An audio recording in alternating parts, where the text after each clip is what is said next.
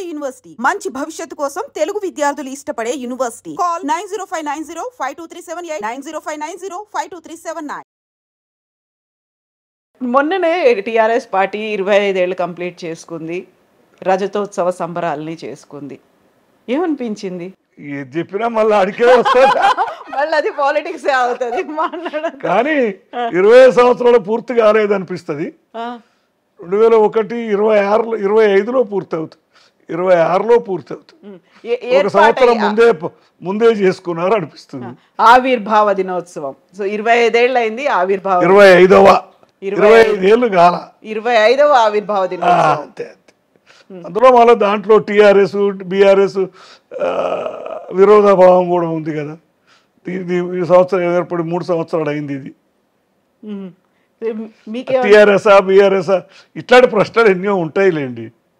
మీకేమనిపిస్తుంది పర్సనల్ గా? టీఆర్ఎస్ఆ బీఆర్ఎస్ఆ? అది రాజకీయం అండి, మనం అనిపించేది ఏముంది దాంట్లో. వాళ్ళు ఏదో ప్రచారం మీటింగు, కేసీఆర్ మళ్ళీ చాలా రోజుల నుంచి అసెంబ్లీ ఎన్నికల తర్వాత ఎక్కువ రాలే కదా బయటికి, కాబట్టి ఆయన దాని ఒక వేదికగా వాడుకోవాలని మనం మీటింగ్ పెట్టుకున్నాం. చూసిండ్రా మీటింగ్ కానీ కేసీఆర్ మాట్లాడే ఉపన్యాసాన్ని కానీ? చూసాం.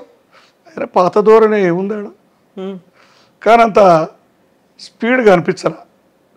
బహుశా ఏజ్ ఫ్యాక్టర్ కావచ్చు. సో ఎక్స్పెక్ట్ చేసినంతగా లేదా ఉపన్యాసం? లేదు పంచి లేదేమో అనిపించింది. పంచి మిస్ అయింది. ఇప్పుడున్నటువంటి ప్రస్తుత రాజకీయ పరిస్థితి కావచ్చు, ఈ ఉన్నటువంటి ఏమంటారు సిచ్యువేషన్స్, వీటన్నిటి మధ్యలో కేసీఆర్ దాంట్లో ఏదో మిస్ అయింది ఉపన్యాసం. ఇంకా అవన్నీ వద్దులేండి, అవన్నీ. ఓకే, అయితే ఇప్పుడు పోటాపోటీగా జరిగేటువంటి ఆరోపణలు ప్రత్యారోపణలు ఉన్నాయి కదా, కౌంటర్లు రీకౌంటర్లు ఇట్లాంటివన్నీ ఇస్తున్నప్పుడు ఏమనిపిస్తుంది? ఒక పక్కనేమో బీఆర్ఎస్ వాటికి విలువ లేకుండా అయిపోయిందండి. ఎవరు చేసినా, ఈ అధికార పక్షం చేసినా విపక్షం చేసినా అతిగా చెప్తున్నారు. కాళేశ్వరం 1,00,000 కోట్లు మునిగిందంటే అది తప్పది, అవినీతి జరిగింది అనేది అవన్నీ విషయాలు వేరే సంగతి. తప్పులు జరిగినాయి అనేది అది యథార్థంగా కనబడుతుంది. దాన్ని 1,00,000 కోట్లు మునిగిపోయిందని అనలేము. ఇక్కడ కేటీఆర్ కూడా అట్లనే మాట్లాడుతుంటాడు, మొత్తం టోటల్ అంతా మాయమైపోయింది. ఇవన్నీ విషయాలు ఎట్లుంటాయంటే అలవాటు అయిపోయింది. 1,00,000 కోట్లు కుంభకోణం అనే కాడికి వచ్చారు. 1,00,000 కోట్ల ప్రాజెక్టు 94,000 కోట్లు ఖర్చు అయితే 1,00,000 కోట్ల కుంభకోణం ఎట్లయితుంది? ఇవన్నీ కూడా వాస్తవాలకు విరుద్ధంగా కలగా పులగంగా చేసి మాట్లాడుతుంటారు అన్ని రాజకీయ పక్షాలు. స్వీపింగ్ రిమార్క్స్, అది నాకు కొద్దిగా సబ్జెక్టు ఆ విధంగా మాట్లాడితే నచ్చదు. మా అన్నగారి వెనకటి కాలం నుంచి అలవాటు ఉన్న పద్ధతి నిశ్చితంగా పాయింటెడ్గా చెప్పాలి అనేది నా ఆలోచన ధోరణి. ఇప్పుడున్నటువంటి ఎవరు మాట్లాడినా దాంట్లో ప్రతిపక్ష అధికార పక్షాలకు ఏం తేడాగా అనిపించట్లేదు, అలవాటు అయిపోయింది మా అందరికీ.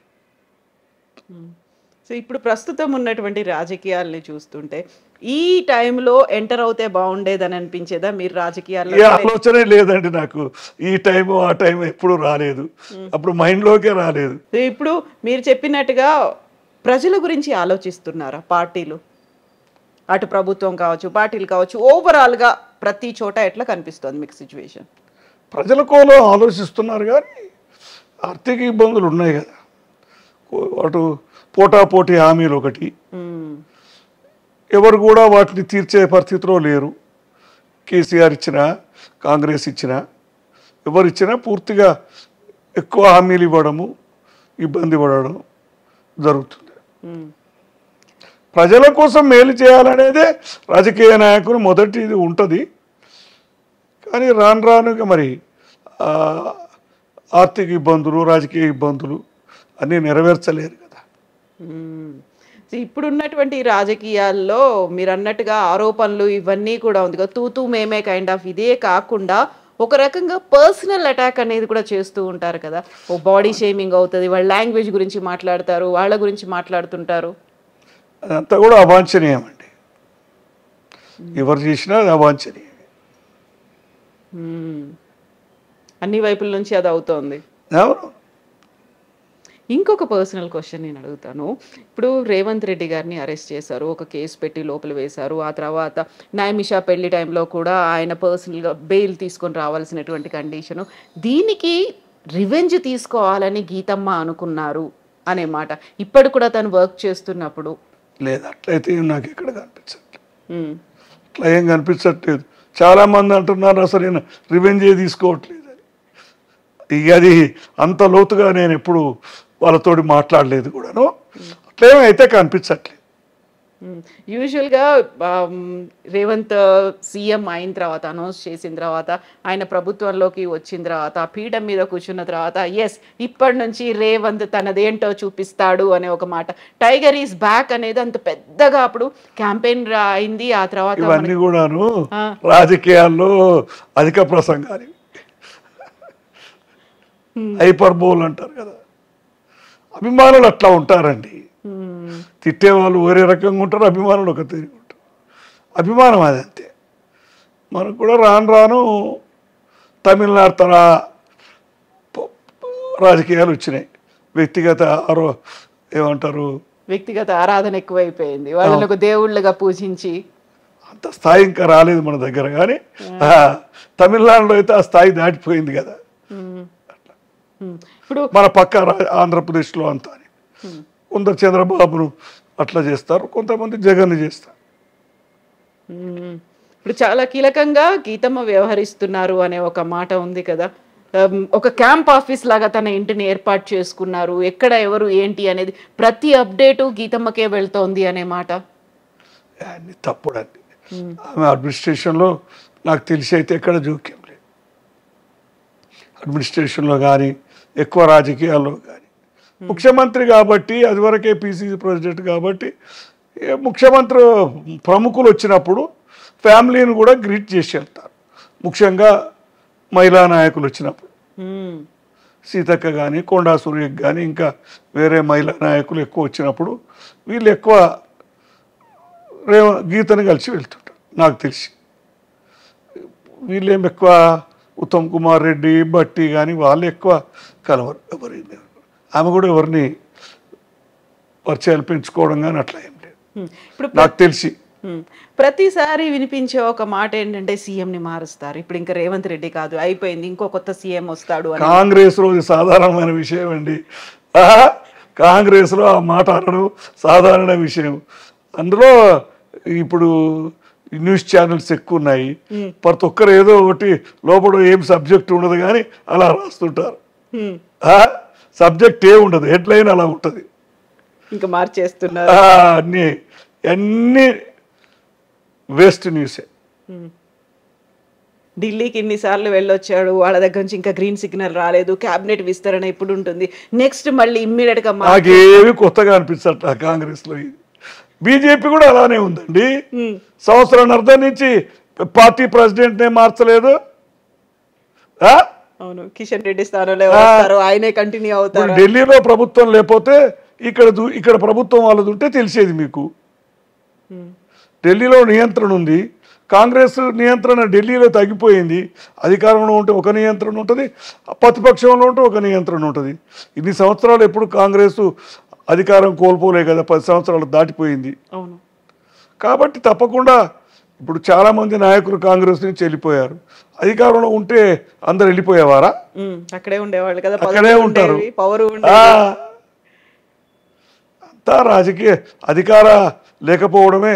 లేకపోతే అంత సిద్ధాంతాలు చెప్పారు, సెక్యులరిజం అని చెప్పారు, పోయి మళ్ళీ అట్లాంటి పార్టీలోనే చేరారు. పుట్టినప్పటి నుంచి బీజేపీలో చేరేదాకా బీజేపీని వ్యతిరేకించారు, చేరిపోతున్నారు. ఆ విధంగా చెప్తే మన తెలంగాణలోనే తక్కువ బీజేపీలో వెళ్ళింది. వెళ్ళారు కొంతమంది, పేర్లు ఎందుకు కానీ వెళ్ళలేదు. వేరే మధ్యప్రదేశ్, ఉత్తరప్రదేశ్ కాంగ్రెస్ సోనియా గాంధీకి, రాహుల్ గాంధీకి దగ్గర ఉన్న వాళ్ళు కూడా వెళ్ళిపోయారు.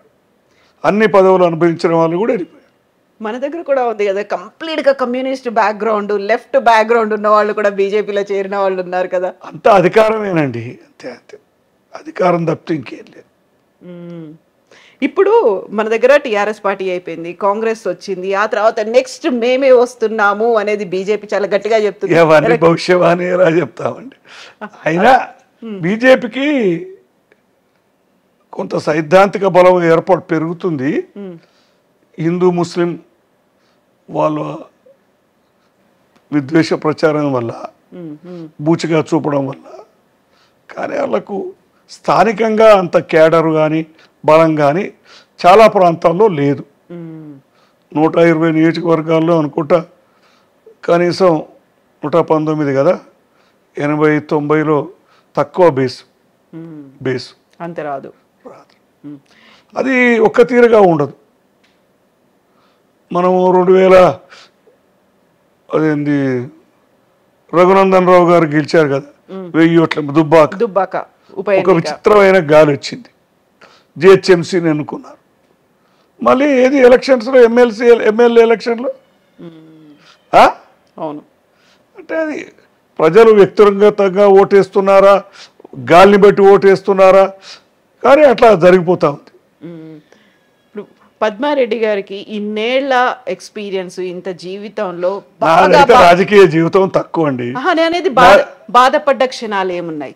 చాలా పర్సనల్ లైఫ్ కావచ్చు, వృత్తిపరంగా కావచ్చు, ఇటు రాజకీయాలు, ఫ్యామిలీ అన్నీ చూసుకుంటే బాగా బాధపడ్డ క్షణాలు ఏమున్నాయి? సంఘటన ఏంటి? అట్లా 2-3 సార్లు జైలుకు వెళ్ళినప్పుడు రేవంత్ బాధాకరమైన విషయం. ముఖ్యంగా డ్రోన్ కేసు ఇది కానీ, దాన్ని కేసు వివరాల్లోకి వెళ్ళకుండా వాటిలోకి ఎక్కువగా రెవెంజ్ అనే కనిపించింది. బాగా సంతోషపడ్డ క్షణం ఉంటుంది కదా, అల్లుడు పైకి వస్తే సీఎం అయ్యాడు ఉంటుంది కదా, అంతే కదా. అవును. సో అన్న కేంద్ర మంత్రి, అల్లుడు సీఎం, ఏది ఎక్కువ సంతోషాన్ని ఇచ్చింది? చెప్పాలంటే మనవడు పుట్టడం. ఓ బాగుంది. నైమిషాకి ఒక కొడుకు పుట్టడం. అవును అవును. ఓకే, నైమిషా కొడుక్కి పేరు ఎవరు సెలెక్ట్ చేశారు? మరి వాళ్ళే సెలెక్ట్ చేసుకున్నారు? అది కూడా రీసెర్చ్ రేవంత్ వేరే రుద్రదేవ్ అనేదో ఆయన ఆలోచించాడు. కానీ అంత పేర్లన్నీ వెతికి పుస్తకాలు ఉన్నాయి కదండి, అన్ని రీసెర్చ్ చేసి రియాన్స్ అని ఫైనల్ చేశారు. రుద్రదేవ్ పేరు భలే ఉంది. ఆలోచన థాట్ ఎట్లా వచ్చింది? రుద్ర అనగానే శివుడు అలా. రుద్రదేవ్ అది కాకతీయ రాజులో ఒక ఆయన పేరే రుద్రదేవ మహారాజు. అతని కూతురే రుద్రమదేవి. సో ఆ హిస్టరీ అవన్నీ చూసుకున్నారు. రుద్రదేవ్ అంటే శివుడు, ఈ దేవుడు సెంటిమెంట్ ఇవన్నీ. రియాన్స్ అంటే మాత్రం విష్ణు. శివుడు అనుకున్నారు, విష్ణు పేరు సెటిల్ అయింది. అంతేనా? పేరు నచ్చింది, భక్తి కంటే ఎక్కువ పేరు ప్రత్యేకంగా ఉండాలనేది అంతే. సో ఇప్పుడు రేయాన్స్ మీతో మాట్లాడతాడా, ఆడుకుంటాడా ఏంటి? ఆడుకుంటాడు. ఇప్పుడు ఆయన ఆటలోనే ఎక్కువ ఉన్నాడు. పెద్ద ఆడుతున్నాడు, 2 ఏళ్ళు దాటిపోయింది. ఉంటుంది కదా సహజంగా. ఆ పేరు బిగ్ తాత అని పిలుస్తాడు. తల్లి అమ్మమ్మ చెప్పింది ఆ పేరు. ముత్తాత కదా. అవును. అందరు తాతలు ఎక్కువైపోయారు. మా వాడికి మా బ్రదర్స్ అందరు తాతలే. వాళ్ళ అన్నదమ్ములు 5 ఉన్నారు, వాళ్ళందరూ తాతలే కదా. అవును. కాబట్టి మరి డిఫరెన్స్ ఉండాలని బిగ్ తాత అని పెట్టి. బిగ్ తాత, బిగ్ అమ్మమ్మ అంతేనా? తాతమ్మ, తాతి అని పిలుస్తాడు, మీరు మాత్రం బిగ్ తాత. సో ఇప్పుడు రేయాన్స్ గీతమ్మని, ఆ తర్వాత రేవంత్ రెడ్డి గారిని అమ్మమ్మ తాత అని పిలుస్తాడు. ఏమని పిలుస్తాడు? అమ్మమ్మ తాత అని పిలుస్తాడు. సో తెలుగు ఎక్కువ మాట్లాడుతున్నాడు. తెలుగు ఇవే మన అమ్మ తాత అమ్మమ్మ. అమ్మ నాన్ననేనా? అమ్మనే అంటాడు. నైమిషాని అమ్మ అని పిలుస్తాడు, నాన్ననే అంటాడు తండ్రిని. సో అదే ఎక్కువ సంతోషపడే క్షణం ఇంకా. అవును. రేయాన్స్ రావడం. ఎందుకంటే మనం మోర్ ప్లెజర్, మనవరాలు కూతురు కంటే మనవరాలు కంటే మరి ముని మనవడు సంతోషాన్ని ఇచ్చే క్షణాలు కదా. అంతే కదా, మన పిల్లల కంటే వాళ్ళ పిల్లలు అంటే ఎక్కువగా అటాచ్మెంట్, బాండ్ అనేది ఉంటుంది. మనం కూడా ఏజ్ బిజీ లైఫ్ ఉండదు, ఫ్రీగా ఉంటాము కాబట్టి వాళ్ళతోటే మనం టైం స్పెండ్ చేయాలనిపిస్తుంది. సో మీరు కూడా గీతమ్మ కంటే ఎక్కువ టైం నైమిషా కంటే ఎక్కువ టైము నైమిషతో మేము చిన్నప్పుడు చాలా టైం స్పెండ్ చేసాం.